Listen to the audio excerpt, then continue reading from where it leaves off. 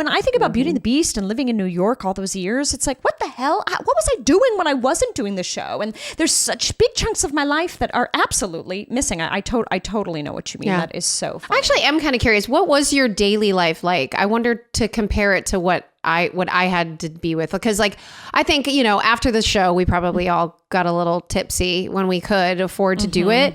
Like I personally went out to lots of clubs and I danced my butt off like several times a week. But I think so I was really tired in the morning. So I slept in and then I'd have to go do let's see, I had acupuncture, acupressure.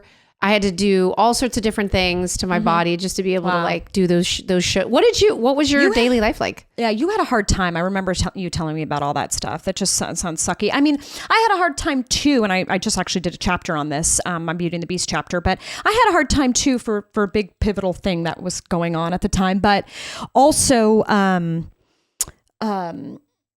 sorry, I just lost my train of thought. Oh yeah, the show was closing. Your daily life, like the way you woke up. Oh yeah, the show was closing. The show was closing and everybody was really over it. And I will say this was the start of also my drinking. So my girlfriend Anna was telling me this. She was doing an encore show at the same time I was doing Beauty and the Beast. I was doing my rehearsal. It was like a 10-day put-in. And she reminded me, she was like, I couldn't believe how much you were drinking. And like I was so blasé about it. Like she was like totally into her encore rehearsals, like memorizing her stuff, going home, eating a healthy meal. And I was just like drinking my face off, kind of looking at my lines, and then just stumbled into opening night. She's like, and then you just killed it. She's like, I saw you. She's like, you had not a care in the world. And she was like, then, you know, and then I did opening and it was pretty great. It's just like, but I was drinking like straight vodka while watching TV with her, like not while she was just focused. And I just wasn't. I was just, really immature and 23. But my daily life, I mean, I definitely was working out. I was, doing a lot of like fresh direct orders, and I actually had a lot going on, but I really am kind of saving some of it for the book because it was pretty fascinating. Oh, this is so exciting. These are things that I don't even know. So I'm very much looking forward to this. How often do you think, I wish I knew, well, maybe you don't, and this is really for so many viewers, but I wish I knew way more about the stars on Broadway and how they live their lives and what they do in their meantime. Like if I knew what Patti LuPone was doing on her downtime when she was playing Eva Perón in Evita, like I want to know her daily routine. Like where did she frequent? What was her route to work? What were the streets that, that I love that kind of stuff. So that's what I hope to give. But anyway, enough about us and our bullshit. Should we, Chrissy, you got so surprised. You were like, her eyes widened, everybody. She was like, what's she going to say? Enough of this bullshit. I'm ready. I'm ready. It's so interesting. We're talking just now about pop culture stuff, guys, because we've expired our interest in musical theater, as you guys have told us that you like. I follow this one really awesome and hilarious influencer. Her name is Hannah Stocking, and she's been really successful for a really long time, doing sort of like these wild CGI kind of like stunts and stuff like that. And she literally just posted that she's like, I have an OnlyFans, and also vote for me for the Kids' Choice Awards. In the same sentence. It's actually like I hope she's trolling everybody, but she's not. She's actually up for a Kids' Choice Award, and she's like, please. She really wants people to vote for her. Yeah. And then it's so wild to me, like of course it's Nickelodeon, but it's so wild to me that a person can be so many different things to so many different people and get away with it when you're not, a traditional celebrity or something like that. It's just wild. Like you wouldn't see Zendaya be like, here I am doing, the Met Gala, and now I have an OnlyFans. It's just wild. Right? I know. Well, she doesn't need to do that, I guess. Right? I mean, that's just all it is. Right. That's true. How much? Yeah. I mean, man, money's crazy. Okay. So let's get back on track. That was literally just, I had picked up my phone and I saw that and thought, that's really fascinating. That is fascinating. I'm very sex positive. I've always been very sex positive. I've always been pro sex work in terms of it being regulated, legalized, and that it's something that I've always been sort of like very tolerant and like expressed support, I guess you could call it, like a general support for it. And so, I mean, OF seems to, I know that people would love us to have OFs. Would you ever have an OF? And sorry, OnlyFans. Oh, sorry, you shortened it.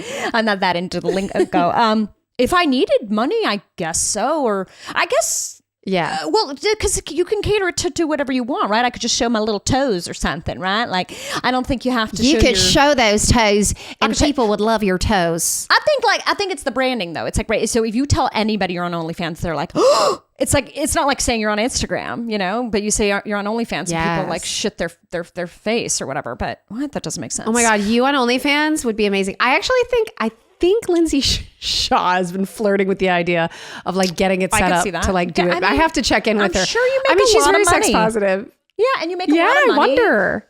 Yeah. I mean, I'm just not there yet. Like, but I nothing against it. Nothing against it. No, seriously.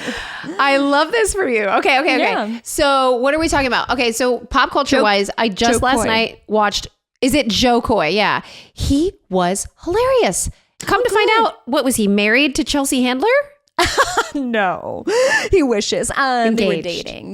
Were they engaged? Oh shit! I think they were. I just thought they were dating or something. But anyway, same thing, right? That didn't work out. It didn't work out.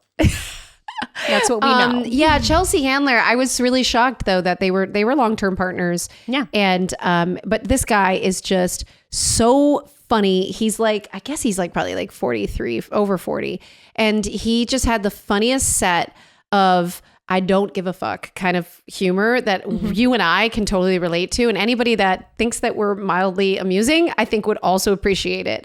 And I think that's where we're at now. It's like our age and our perspective and point of view on the world is just like, we need to fucking laugh. Like everyone needs to relate to one another. Yeah. Oh God. Yeah. I feel like that too. I mean, we're just getting to that age where we're talking shit about the age younger than us, right? We're like, we know more than you. We don't believe in rock and roll. What are you crazy kids doing? It's funny that you said that though, because I saw the preview. You know, this Joe. It's so fucking hard to say his name sometimes. I think it's John, and it's not John. It's Joe. Joe Coy. It's Joe Coy. Yeah, but I think okay. Yeah. Anyway, he there's his Netflix specials on. There's like a little preview of it when you're like flipping through Netflix, and it doesn't seem funny to me. The clip that they picked, I don't know what it is, but he says something so general, right? So it's like observational comedy, but the observation he's made is of observation that like anyone can make about social media. And he says it should be anti-social media, right? Like that's the joke or something. Anyway, I'm being such a bitch. I've only seen a clip, but that's deterred me from watching it. But now that you're saying it's good, I think I will give it a try. Tips up from me. And I wonder what you'll think. Okay, now let me ask you this. Okay. Did you see him host the Oscars, the Emmys? What was it? Oh, remember when he got... I didn't. Was it... Yeah. What happened? What happened? Did he get canceled? No, he was bad. It's so hard to do those shows. It's so hard to host those shows, but he was really bad, and he blamed not getting laughs on the fact that they gave him the job like 10 minutes ago. He was just like, sorry, they just gave me this job 10 Wait, was this ago. the guy that like yelled at everybody and it was like, come on, it's funny or something like that? Was he yelling at the audience? Was this him? Yes. Oh no. Joe Coy host. Oh no. Yeah, okay. So he hosted the Golden Globes. Defensive. He gets defensive. Yeah, the reviews, remember, he got defensive during the monologue. Anyway, so this is good that he's had this comeback. Obviously he just, didn't do a good job hosting. No, he doesn't need to be canceled, but it's funny that he's come back with this Netflix special and you like it. So I'm going to watch it. Long story long, tits up. Give it a shot, you guys. Give it a shot. What else? Okay, so I'm very excited about. I watched a few trailers for like upcoming things, and I'm like very excited about the show The Boys. The Boys coming back. Yes, do you know The Boys? I do. Jonna watches it. I don't watch it. Why? Is it good? Do you? Should I? What? Oh my God. You can right now binge it and then you'll be psyched if it's for you, I guess. I mean, has Jono told you why you wouldn't like it or anything like that? Because sometimes my husband will watch something and then I end up watching it and eventually being like invested. Totally. No. He says it's good. I had an audition for it one time, I think. Maybe that's sometimes like that ruins things for me, like, and like it just like gets like so real. Like I don't even see it as a cool thing anymore. I just see it as work or something. But also, I mean, I think the title says it all for me. It's called Boys. And I don't know. I'm sorry. That's just not the show I'm rushing to. It's like, I'm sure it's great, but I've definitely watched Girls. I watched Girls.